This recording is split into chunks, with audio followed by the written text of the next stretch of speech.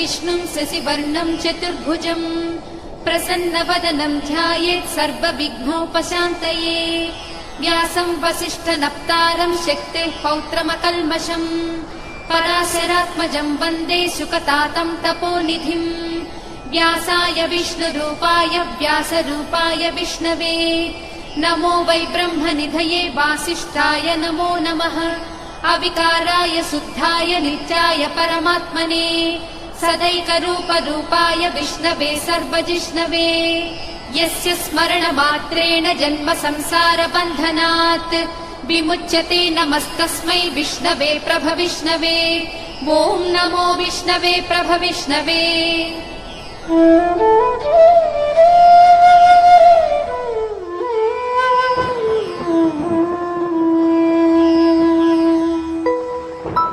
श्रीवैशम्पायन उवाच श्रुत्वा धर्मानशेषेण पावनानि च सर्वशः युधिष्ठिरः शान्तनवम् पुनरेवाभ्यभाषत। युधिष्ठिर उवाच किमेकं दैवतं लोके किं वाप्येकं परायणम् स्तुवन्तः कं कमर्चन्तः प्राप्नुयुर्मानवाः शुभम्। को धर्मः सर्वधर्माणां भवतः परमो मतः किं जपन्मुच्यते जन्तुर्जन्म संसारबन्धनात्। श्रीभीष्म उवाच जगत्प्रभुं देवदेवमनन्तं पुरुषोत्तमम् स्तुवन्नाम सहस्रेण पुरुषः सततोत्थितः तमेव चार्चयन् नित्यं भक्त्या पुरुषमव्ययम् ध्यायन् स्तुवन् नमस्यंश्च यजमानस्तमेव च। अनादिनिधनं विष्णुं सर्वलोकमहेश्वरम् लोकाध्यक्षं स्तुवन् नित्यं सर्वदुःखातिगो भवेत्। ब्रह्मण्यं सर्वधर्मज्ञं लोकानां कीर्तिवर्धनम् लोकनाथं महद्भूतं सर्वभूतभवोद्भवम्। एष मे सर्वधर्माणां धर्मोऽधिकतमो मतः यद्भक्त्या पुण्डरीकाक्षं स्तवैरर्चेन्नरः सदा। परमं यो महत्तेजः परमं यो महत्तपः परमं यो महद्ब्रह्म परमं यः परायणम्। पवित्राणां पवित्रं यो मङ्गलानां च मङ्गलम् दैवतं देवतानां च भूतानां यो व्ययः पिता। यतः सर्वाणि भूतानि भवन्त्यादियुगागमे यस्मिंश्च प्रलयं यान्ति पुनरेव युगक्षये तस्य लोकप्रधानस्य जगन्नाथस्य भूपते विष्णोर्नाम सहस्रं मे शृणु पापभयापहम्। यानि नामानि गौणानि विख्यातानि महात्मनः ऋषिभिः परिगीतानि तानि वक्ष्यामि भूतये। ऋषिर्नाम्नां सहस्रस्य वेदव्यासो महामुनिः छन्दोऽनुष्टुप् तथा देवो भगवान् देवकीसुतः अमृतांशोद्भवो बीजं शक्तिर्देवकीनन्दनः त्रिसामा हृदयं तस्य शान्त्यर्थे विनियुज्यते। विष्णुं जिष्णुं महाविष्णुं प्रभविष्णुं महेश्वरम् अनेकरूपदैत्यान्तं नमामि पुरुषोत्तमम्।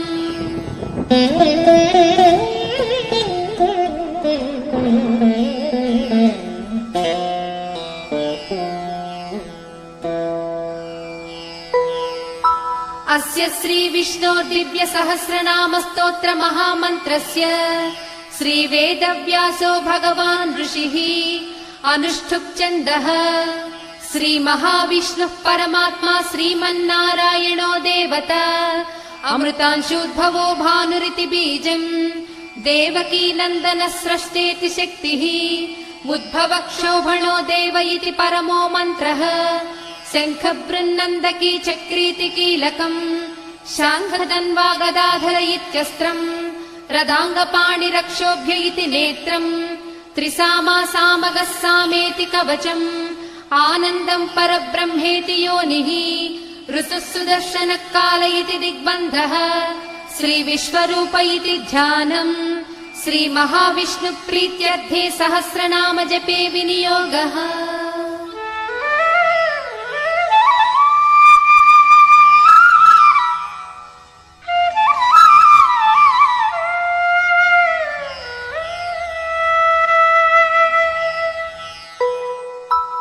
ध्यानम् क्षीरोदन्वत्प्रदेशे शुचिमणिविलसत्सैकते मौक्तिकानाम् मालाक्लुप्तासनस्तस्फटिकमणिनिभैर्मौक्तिकैर्मण्डिताङ्गः शुभ्रैरभ्रैरदभ्रैरुपरि विरचितैर्मुक्तपीयूषवर्षैः आनन्दीनः पुनीयादरिनलिन गदा शङ्खपाणिर्मुकुन्दः भूपादौ यस्य नाभिर्वियदसुरनिलश्चन्द्रसूर्यौ च नेत्रे कर्णावासा शिरोद्यौर्मुखमपि दहनो यस्य वास्तेयमब्धिः अन्तस्थं यस्य विश्वं सुरनरखगो भोगि गन्धर्वदैत्यैः चित्रं रम्यते तं त्रिभुवनवपुषं विष्णुमीशं नमामि। ॐ नमो भगवते वासुदेवाय।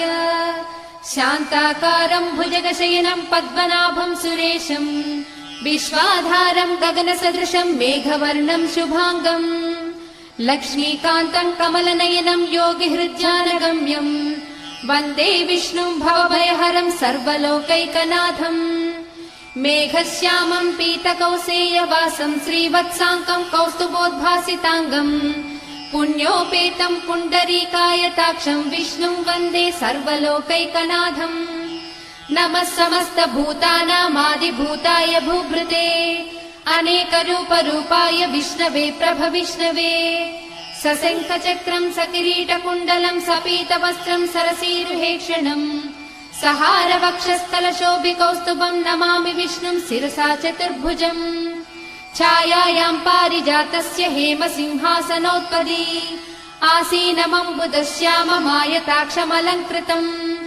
चन्द्राननं चतुर्बाहुं श्रीवत्साङ्कितवक्षसं रुक्मिणी सत्यभामाभ्यां सहितं कृष्णमाश्रये।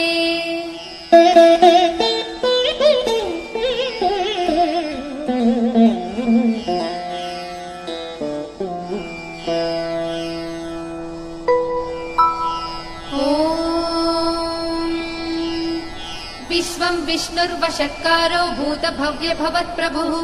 भूतकृद्भूतभृद्भावो भूतात्मा भूतभावनः भूतात्मा परमात्मा च मुक्तानां परमागतिः अव्ययः पुरुषः साक्षी क्षेत्रज्ञोऽक्षर एव च योगो योगविदां नेता प्रधानपुरुषेश्वरः नारसिंहवपुः श्रीमान् केशवः पुरुषोत्तमः सर्वशर्वशिवस्थाणुर्भूतादिर्निधिरव्ययः सम्भवो भावनो भर्ता प्रभवः प्रभुरीश्वरः स्वयंभू शम्भुरादित्यः पुष्कराक्षो महास्वनः अनादिनिधनो धाता विधाता धातुरुत्तमः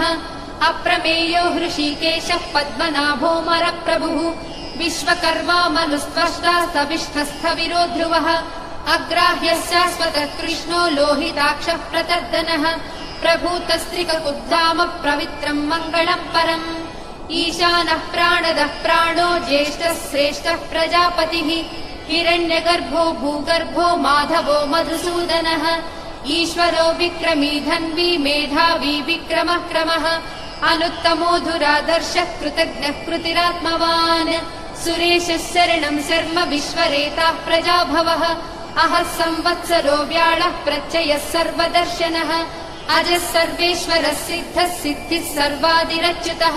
वृषा कपिरमेयात्मा सर्वयोगविनिसृतः वसुर्वसुमना सत्यः समात्मा संमितः समः अमोघ पुण्डरीकाक्षो वृषकर्मा वृषाकृतिः रुद्रो बहुशिरा बभ्रुर्विश्वयोनिः शुचिश्रवाः अमृतः शाश्वतस्थाणुर्वरारोहो महातपाः सर्वगः सर्वविद्वानुर्विश्वक्सेनो जनार्दनः वेदो वेदविदव्यङ्गो वेदाङ्गो वेदवित्कविः लोकाध्यक्षः सुराध्यक्षो धर्माध्यक्षः कृताकृतः चतुरात्मा चतुर्व्यूहश्चतुर्दंष्टश्चतुर्भुजः भ्राजिष्णुर्भोजनं भोक्ता सहिष्णुर्जगदादिजः अनघो विजयो जेता विश्वयोनिः पुनर्वसुः उपेन्द्रो वामनः प्रांशुरमोघः सुचिरूर्जितः अतीन्द्रः सङ्ग्रहः सर्गो धृतात्मा नियमो यमः वेद्यो वैद्यः सदा योगी वीरः माधवो मधुः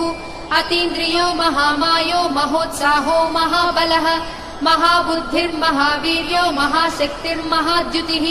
अनिर्देश्य वपुः श्रीमानमेयात्मा महाधृधृत् महेश्वासो महीभक्ता श्रीनिवासः सताङ्गतिः अनिरुद्धः सुरानन्दो गोविन्दो गोविदापतिः मरीचिर्दमनोहंसः सुपर्णो भुजगोत्तमः हिरण्यनाभः सुतपाः पद्मनाभः प्रजापतिः अमृत्युः सर्वदृक्सिंहः सन्धाता सन्धिमान् स्थिरः अजो दुर्मर्षणः शास्ता विसृतात्मा सुरारिः गुरुर्गुरुतमो धामः सत्यः सत्यपराक्रमः निमिषो निमिषस्रग्वी वाचस्पतिरुदारधीः अग्रणीर्रामणि श्रीमान् न्यायो नेता समीरणः सहस्रमूर्धा विश्वात्मा सहस्राक्षः सहस्रपात् आवर्तनो निवृत्तात्मा संवृतः सम्प्रमर्दनः अहः संवर्तको वह्निरनिलो धरणीधरः सुप्रसादः प्रसन्नात्मा विश्वभृक् विश्वभृग्विभुः सत्कर्ता सत्कृतः साधुर्जह्नुर्नारायणो नरः असङ्ख्येयो प्रमेयात्मा विशिष्टः शिष्टकृच्छुचिः सिद्धार्थः सिद्धसङ्कल्पः सिद्धिदः सिद्धिसाधनः वृषाही वृषभो विष्णुर्वृषपर्वा वृषोदरः वर्धनो वर्धमानश्च विविक्तः श्रुतिसागरः सुभुजो दुर्धरो वाग्मी महेन्द्रो वसुदो वसुः नैकरूपो बृहद्रूपः श्रीविष्टः प्रकाशनः ओजस्तेजो ज्युतिधरः प्रकाशात्मा प्रतापनः रुद्धस्पष्टाक्षरो मन्त्रश्चन्द्रांशुर्भास्करज्युतिः अमृतांशूद्भवो भानुश्च स बिन्दुः सुरेश्वरः औषधम् जगतः सेतुः सत्यधर्मः पराक्रमः भूतभव्यभवन्नाथः पवनः पावनो नलः कामः कामकृत्कान्तः कामः कामप्रदः प्रभुः युगादिकृज्जुगावर्तो नैकमायो महाशनः अदृश्यो व्यक्तरूपश्च सहस्रजिदनन्तजित् इष्टो विशिष्टः शिष्टेष्टः शिखण्डी नहुषो वृषः क्रोधः क्रोधकृत्कर्ता विश्वबाहुर्महीधरः अच्युतः प्रदितः प्राणः प्राणदो वासवानुजः अपां निधिरधिष्ठानमप्रमत्तः प्रतिष्ठितः स्कन्दः स्कन्दधरो दुर्यो वरदो वायुवाहनः वासुदेवो बृहद्भानुरादिदेवः पुरन्दरः अशोकस्तारणस्तारः सूरः शौरिर्जनेश्वरः अनुकूलस्य तावर्तः पद्मे पद्मनिभेक्षणः पद्मनाभोरविन्दाक्षः पद्मगर्भः शरीरभृत् महर्धिर्वृद्धो वृद्धात्मा महाक्षो गरुडध्वजः अतुलः शरभो भीमः समयज्ञो हविर्हरिः सर्वलक्षणलक्षण्यो लक्ष्मीवान् समितिञ्जयः विक्षरो रोहितो मार्गो हेतुर्दामोदरः सहः महीधरो महाभागो वेगवानमिताशनः उद्भवः क्षोभणो देवः श्रीगर्भः परमेश्वरः करणम् कारणम् कर्ता विकर्ता गहनो गुहः व्यवसायो व्यवस्थानः संस्थानस्थानदो ध्रुवः परर्धिः परमस्पष्टः तुष्टः पुष्टः सुभेक्षणः रामो विरामो विरजो मार्गो नेयो नयो नयः वीरः शक्तिमताम् श्रेष्ठो धर्मो धर्मविदुत्तमः वैकुण्ठः पुरुषः प्राणः प्राणदः प्रणवः पृथुः हिरण्यगर्भः शत्रुघ्नो व्याप्तो वायुरथोक्षजः ऋतुः सुदर्शनः कालः परमेष्टि परिग्रहः उग्रः संवत्सरो दक्षो विश्रामो विश्वदक्षिणः विस्तारस्थावरस्थाणुः प्रमाणम् बीजमव्ययम् अर्धोऽनर्धो महाकोशो महाभोगो महाधनः अनिर्विण्णस्थविष्टो भूर्धर्मयूपो महामखः नक्षत्रनेमिर्नक्षत्री क्षमः क्षामः समीहनः यज्ञयुज्यो महेज्यश्च क्रतुः सत्रम् सदाङ्गतिः सर्वदर्शी विमुक्तात्मा सर्वज्ञो ज्ञानमुत्तमम् सुव्रतः सुमुखः सूक्ष्मः सुघोषः सुखदः सुहृत् मनोहरोजितक्रोधो वीरबाहुर्विदारणः स्वापनः स्ववशो व्यापी नैकात्मा नैककर्मकृत् वत्सरो वत्सलो वत्सी रत्नगर्भो धनेश्वरः धर्मकृद्धर्मी सदसक्षरमक्षरम् अविज्ञाता सहस्रांशुर्विधाता कृतलक्षणः गभस्तिनेमिः सत्त्वस्था सिंहो भूतमहेश्वरः आदिदेवो महादेवो देवेशो देवभृद्गुरुः उत्तरो गोपतिर्गोप्ता ज्ञानगम्यः पुरातनः शरीरभूतभृद्भोक्ता कपीन्द्रो भूरि दक्षिणः सोमको मृतपः सोमः पुरुजित्पुरुषत्तमः विनयोजयः सत्यसन्धो दासार्हः सात्वताम् पतिः जीवो विनयिता साक्षी मुकुन्दो मितविक्रमः अम्भो निधिरनन्तात्मा महोदतिशयोऽन्तकः अजो महार्हः स्वाभाव्यो जिता मित्रः प्रमोदनः आनन्दो नन्दनो नन्दः सत्यधर्मा त्रिविक्रमः महर्षिः कपिलाचार्यः कृतज्ञो मेदिनीपतिः त्रिपदस्त्रिदशाध्यक्षो महाशृङ्गः कृतान्तकृत् महावराहो गोविन्दः सुषेणः कनकाङ्गदी गुह्यो गभीरो गहनो गुप्तश्चक्रगदाधरः वेदास्वाङ्गोजितः कृष्णो दृढः सङ्कर्षणोच्युतः वरुणो वारुणो वृक्षः पुष्कराक्षो महामनाः भगवान् भगः नन्दी वनमाली हलायुधः आदित्यो ज्योतिरादित्यः सहिष्णुर्गति सप्तमः सुधन्वा कण्डपरशुर्दारुणो द्रविणप्रदः दिवस्पृक् सर्वदृग्व्यासो वाचस्पतिरयो निजः त्रिसामा सामगः साम निर्वाणम् भेषजम् भिषक् सन्न्यासकृच्चमः शान्तो निष्ठा शान्तिः परायणम् शुभाङ्गः शान्तिदः स्रष्टा कुमुदः कुवलेशयः गोहितो गोपतिर्गोप्ता वृषभाक्षो वृषप्रियः अनिवर्ती निवृत्तात्मा संक्षेप्ता क्षेमकृच्छिवः श्रीवत्सवक्षा श्रीवासः श्रीपतिः श्रीमताम्बरः श्रीधः श्रीसः श्रीनिवासः श्रीनिधिः श्रीविभावनः श्रीधर श्रीकर श्रेयः श्रीमान् लोकत्रयाश्रयः स्वक्षस्वङ्गस्य तानन्दो नन्दिर्ज्योतिर्गणेश्वरः विजितात्मा विधेयात्मा सत्कीर्तिश्चिन्न संशयः उदीर्णः सर्वतश्चक्षुरनीशः शाश्वतस्थिरः भूषयो भूषणो भूतिर्दिशोकः शोकनाशनः अर्चिष्मानर्चितः कुम्भो विशुद्धात्मा विशोधनः अनिरुद्धो प्रतिरतः प्रद्युम्नो मितविक्रमः कालनेमिनिहा वीरः शौरिः सूरजनेश्वरः त्रिलोकात्मा त्रिलोकेशः केशवः केशिहा हरिः कामदेवः कामपालः कामीकान्तः कृतागमः अनिर्देश्य वपुर्विष्णुर्वीरो नन्दो धनञ्जयः ब्रह्मण्यो ब्रह्मकृत् ब्रह्मा ब्रह्म ब्रह्म विवर्धनः ब्रह्मविद्ब्राह्मणो ब्रह्मी ब्रह्मज्ञो ब्राह्मणप्रियः महाक्रमो महाकर्मा महातेजा महोरगः महाक्रतुर्महायज्वा महायज्ञो महाहविः स्तव्यस्तव प्रियस्तोत्रम् स्तुतिस्तोतारणप्रियः पूर्णः पूरयिता पुण्यः पुण्यकीर्तिरनामयः मनोजवस्तीर्थकरो वसुरेता वसुप्रदः वसुप्रदो वासुदेवो वसुर्वसुमनाहविः सद्गतिः सत्कृतिः सत्ता सद्भूतिः सत्परायणः सूरसेनो यदुश्रेष्ठः सन्निवासः सुयामुनः भूता वासो वासुदेवः सर्वासु निलयो ननः दर्पः दर्पदो दृप्तो दुर्धरो धापराजितः विश्वमूर्तिर्महामूर्तिर्दीप्तमूर्तिरमूर्तिमान् अनेकमूर्तिरव्यक्तः शतमूर्तिः शताननः एको नैकः स वः कः किम् यत्तत्पदमनुत्तमम् लोकबन्धुर्लोकनाथो माधवो भक्तवत्सलः सुवर्णवर्णो हेमाङ्गो वरागश्चन्दनागदी वीरः विषमः शून्यो घृतासीरचलश्चलः अमानी मानदो मान्यो लोकस्वामी त्रिलोकधृत् सुमेधा मेधजो धन्यः सत्यमेधाधराधरः तेजो वृषो युतिधरः सर्वशस्त्रभृताम्बरः प्रग्रहो निग्रहो व्यग्रो नैकशृङ्गो गदाग्रजः चतुर्मूर्तिश्चतुर्बाहुश्चतुर्व्यूहश्चतुर्गतिः चतुरात्मा चतुर्भावश्चतुर्वेदविदेकपात् समावर्तो निवृत्तात्मा दुर्जयो दुरतिक्रमः दुर्लभो दुर्गमो दुर्गो दुरावासो दुरारिः शुभाङ्गो लोकसारङ्गः सुतन्तुस्तन्तुवर्धनः इन्द्रकर्मा महाकर्मा कृतकर्मा कृतागमः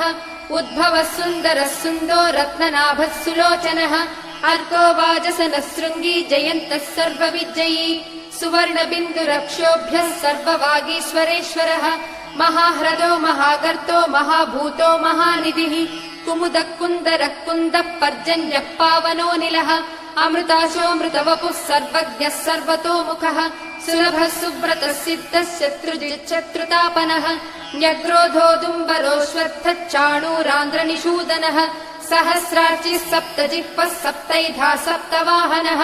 अमूर्तिरनघोचिन्त्यो भयकृद्भयनाशनः अणुर्बृहत्कृशस्थूलो गुणभृन्निर्गुणो महान् अधृतस्वधृतस्वास्य प्राग्वंशो वंशवर्धनः भारभृत्कदितो योगी योगीशः सर्वकामदः आश्रमश्रमणक्षामः सुपर्णो वायुवाहनः धनुर्धरो धनुर्वेदो दण्डो दमयिता दमः अपराजितः सर्वसहो नियन्ता नियमो यमः सत्त्ववान् सात्विकः सत्यः सत्यधर्मपरायणः अभिप्रायप्रियार्होर्हः प्रियकृत्प्रीतिवर्धनः विहाय सगतिर्ज्योतिः सुरुचिर्भुतभुग्विभुः रविर्विलोचनः सूर्यः सविता रविलोचनः अनन्तो हृतभुग्भोक्ता सुखदो नैकदोऽग्रजः अनिर्विण्णः सदामर्षि लोकाधिष्ठानमद्भुतः सनातनतमः कपिलः कपिरव्ययः स्वस्तिदः स्वस्तिकृत् स्वस्ति स्वस्ति भुक् स्वस्ति दक्षिणः आरौद्रः कुण्डली चक्री विक्रम्यूर्जितशासनः शब्दातिकः शब्दसः शिशिरः सर्वरीकरः अक्रूरः पेशलो दक्षो दक्षिणः क्षमिणाम्बरः विद्वत्तमो वीतभयः पुण्यश्रवणकीर्तनः उत्तारणो दुष्कृतिः पुण्यो दुःस्वप्ननाशनः वीरः रक्षणः सन्तो जीवनम् पर्यवस्थितः अनन्तरूपोऽनन्तश्रीजितमन्युर्भयापहः चतुरस्रो गभीरात्मा विदिशो व्यादिशो दिशः अनादिर्भूर्भुवो लक्ष्मी सुवीरो रुचिराङ्गदः जननो जनजन्मादिर्भीमो भीमपराक्रमः आधारनिलयो धाता पुष्पहासः प्रजागरः ऊर्ध्वगः सत्पथाचारः प्राणदः प्रणवः पणः प्रमाणम् प्राणनिलयः प्राणभृत् प्राणजीवनः तत्त्वम् तत्त्वविदेकात्मा जन्म मृत्युजरातिगः भूर्भुवः सस्तरुस्तारः सविता प्रपितामहः यज्ञो यज्ञपतिर्वज्या यज्ञाङ्गो यज्ञवाहनः यज्ञभृद्यज्ञकृत्यग्नी यज्ञभुग्यज्ञसाधनः यज्ञान्तकृद्यज्ञगुह्यमन्नमन्नादयेव च आत्मयोनिः स्वयम् जातो वैखानः सामगायनः देवकीनन्दनः स्रष्टा क्षितीशः पापनाशनः शङ्खबृन्नन्दकी चक्री शाङ्कधन्वा गदाधरः रथाङ्गपाणिरक्षोभ्यः सर्वप्रहरणायुधः श्रीसर्वप्रहरणायुधवो नम इति वनमाली गदीशाङ्गी शङ्की चक्री च नन्दकी श्रीमन्नारायणो विष्णुर्वासुदेवोऽभिरक्षतु वनमाली गदीशाङ्गी शङ्खी चक्री च नन्दकी श्रीमन्नारायणो विष्णुर्वासुदेवोऽभिरक्षतु श्रीवासुदेवोऽभिरक्षत्वो नम इति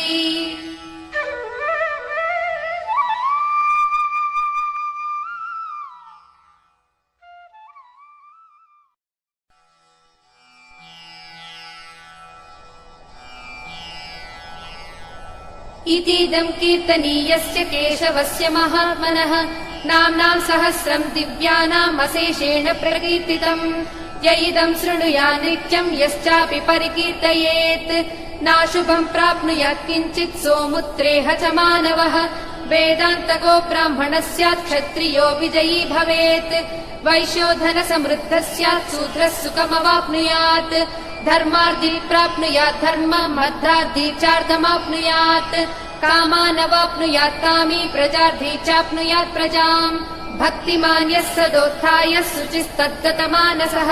सहस्रम् वासुदेवस्य नाम्नामेतत् प्रकीर्तयेत् यशः प्राप्नोति विपुलम् याति प्राधान्यमेव च अचलाम् श्रियमाप्नोति श्रेयः प्राप्नोत्यनुत्तमम् न भयम् क्वचिदाप्नोति वीर्यम् तेजश्च विन्दति भवच्च रोगो द्युतिमान् बलरूपगुणान्वितः रोगातो मुच्यते रोगात् बद्धो मुच्येत बन्धनात् भयान्मुच्येत भीतस्तु मुच्येतापन्न आपदः दुर्गाण्यतितरत्यासु पुरुषः पुरुषोत्तमम् स्तुवन्नाम सहस्रेण नित्यम् भक्तिसमन्वितः वासुदेवाश्रयो मर्त्यो वासुदेवपरायणः सर्वपापविशुद्धात्मा याति ब्रह्म सनातनम् न वासुदेव भक्तानाम् अशुभम् विद्यते क्वचित् जन्म मृत्युजरा व्याधि भयम् नैवोपजायते इमम् स्तवमधीयानः श्रद्धा भक्तिसमन्वितः युज्येतात्मसुखशान्तिः श्रीधृतिस्मृतिकीर्तिभिः न क्रोधो न च मात्सर्यम् न लोभो नाशुभामतिः भवन्ति कृतपुण्यानाम् भक्तानाम् पुरुषोत्तमे द्यौस्रचन्द्रार्कनक्षत्रम् खम् दिशो भूर्महोदधिः वासुदेवस्य वीर्येण विधृतानि महात्मनः ससुरासुरगन्धर्वम् स यक्षोरगराक्षसम् जगद्वशे वर्ततेदम् कृष्णस्य सचराचरम् इन्द्रियाणि मनोबुद्धिः सत्त्वम् तेजो बलम् धृतिः वासुदेवात्मकान्याहुः क्षेत्रम् क्षेत्रज्ञ एव च सर्वागमानामाचारः प्रथमम् परिकल्पितौ आचार्यप्रभवो धर्मो धर्मस्य प्रभुरच्युतः ऋषयः पितरो देवः महाभूतानि धातवः जङ्गमाजङ्गमम् चेदम् जगन्नारायणोद्भवम् योगो ज्ञानम् तथा साङ्ख्यम् विद्या शिल्पादिकर्म च वेदशास्त्राणि विज्ञानम् एतत् सर्वम् जनार्दनात् एको विष्णुर्महद्भूतम् पृथग्भूतान्यनेकशः त्रीन् लोकान् व्याप्य भूतात्मा भुङ्क्ते विश्वभुगव्ययः इमं स्तवं भगवतो विष्णोर्व्यासेन कीर्तितम् पठे च इच्छेत् पुरुषः श्रेयः प्राप्तुं सुखानि च विश्वेश्वरमजं देवं जगतः प्रभुमव्ययम् भजन्ति ये पुष्कराक्षं न ते यान्ति पराभवम् न ते यान्ति पराभवम् ॐ नमः इति। अर्जुन उवाच पद्मपत्र विशालाक्ष पद्मनाभसुरोत्तम भक्तानामनुरक्तानां त्राता भव जनार्दन। श्रीभगवानुवाच यो मां नाम सहस्रेण स्तोतुमिच्छति पाण्डव सोऽहमेकेन श्लोकेन स्तुत एव न संशयः स्तुत एव न संशय ॐ नमः इति। व्यास उवाच वासनाद् वासुदेवस्य वासितं भुवनत्रयम् सर्वभूतनिवासोऽसि वासुदेव नमोऽस्तु ते श्रीवासुदेव नमोऽस्तु ते ॐ नमः इति। पार्वत्युवाच केनोपायेन रघुना विष्णोर्नाम सहस्रकम् पठ्यते पण्डितैर्नित्यम् श्रोतुमिच्छाम्यहम् प्रभो। ईश्वर उवाच श्रीराम राम रामेति रमे रामे मनोरमे सहस्रनाम तत्तुल्यम् राम राम वरानने। श्रीराम राम रामेति रमे रामे मनोरमे सहस्रनाम तत्तुल्यम् राम नाम वरानने। श्रीराम राम रामेति रमे रामे मनोरमे सहस्रनाम तत्तुल्यम् राम नाम वरानने। श्रीराम नाम वरानन ॐ नमः इति। ब्रह्मोवाच नमोऽस्त्वनन्ताय सहस्रमूर्तये सहस्रपादाक्षि शिरोरुबाहवे सहस्रनाम्ने पुरुषाय शाश्वते सहस्रकोटियुगधारिणे नमः सहस्रकोटियुगधारिणे ॐ नमः इति। सञ्जय उवाच यत्र योगेश्वर कृष्णो यत्र पार्थो धनुर्धरः तत्र श्रीविजयोर्भूतिर्ध्रुवा नीतिर्मतिर्मम। श्रीभगवानुवाच अनन्याश्चिन्तयन्तो मां ये जनाः पर्युपासते तेषाम् नित्याभियुक्तानां योगक्षेमम् वहाम्यहम्। परित्राणाय साधूनां विनाशाय च दुष्कृताम् धर्म संस्थापनार्थाय सम्भवामि युगे युगे। आर्ता विषण्णाः शिथिलाश्च भीता घोरेषु च व्याधिषु वर्तमानाः सङ्कीर्त्य नारायण शब्दमात्रम् विमुक्त दुःखा सुखिनो भवन्तु। कायेन वाचा मनसेन्द्रियैर्वा बुद्ध्यात्मना वा प्रकृते स्वभावात् करोमि यद्यत् सकलम् परस्मै नारायणायेति समर्पयामि।